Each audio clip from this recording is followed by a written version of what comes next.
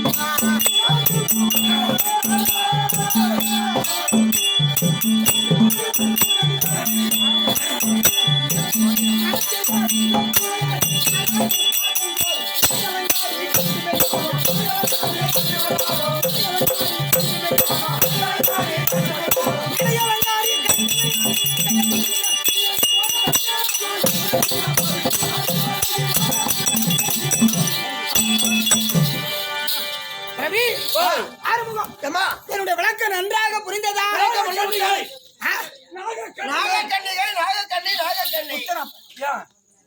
நாகக்கண்ணினா இருக்கான்னு புரியுமா? நாகக்கண்ணி புரியுமா?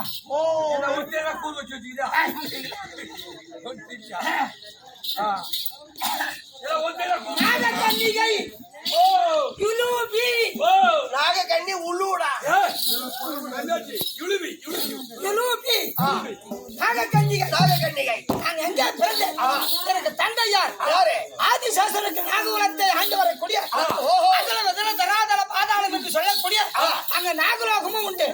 அந்த நாகலோகத்தில் என் தந்தை நாகலோகத்தை ஆண்டு வரக்கூடிய ஆதிசேஷன் என்னுடைய தாய் வாசுகி என்று சொல்லக்கூடிய அம்மையாருக்கும் ஏக புதல்வி ஒரே ஒரு பெண்ணு கருவேப்பல கொத்து மாறி ஒரே ஒரு பெண்ணு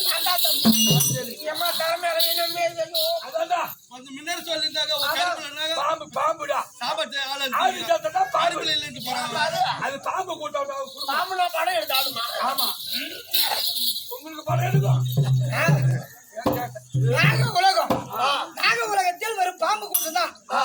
அப்படி நாகக்கன்னியா இருந்தாலும் ஒரே ஒரு பொண்ணு சொல்லி நான் யாரு திருக்கல்யாணம் செய்தேன்? யாரு ஆம்பளை தானு கேட்ட போறேங்க சொல்லு. இப்ப பாடினா இத்தலம் என்றால் உலகம். இத்தலத்திலே பேரும் புகழும் படைத்த ஆனால் அழகு மன்னன் சந்திரகுல பரம்பரையிலே ஐவராஜாக்கள் நடுவில் பிறந்தோ ஆனால் அழகு மன்னன் அர்ஜுன பெருமானை திருக்கல்யாணம் செய்தேன்.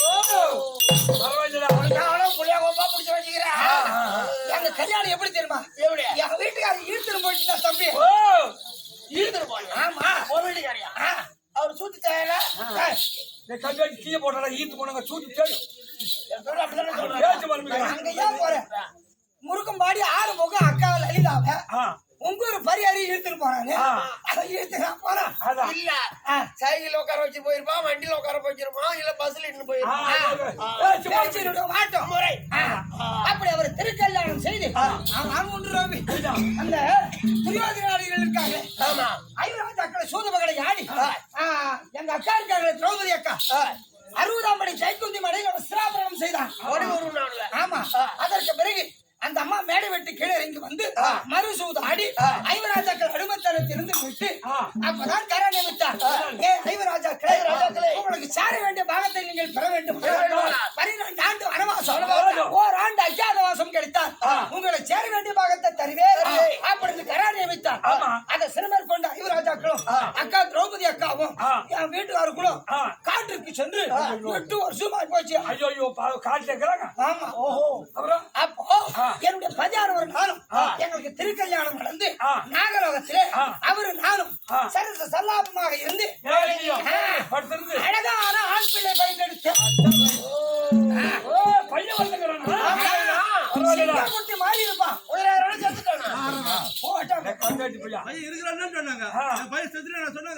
உள்ள பத்திரிக்கை சொன்னாங்க பையன் சேர்த்துட்டான். அவனுடைய பெயர் என்ன தெரியுமா? என்ன? நல்லறவான். எல்லா காலத்திலும் இரவான். ஓ அரவான். எந்த காலத்திலும் இரவான். என்னுடைய பதியான் வரைக்கும் 32 அழகு.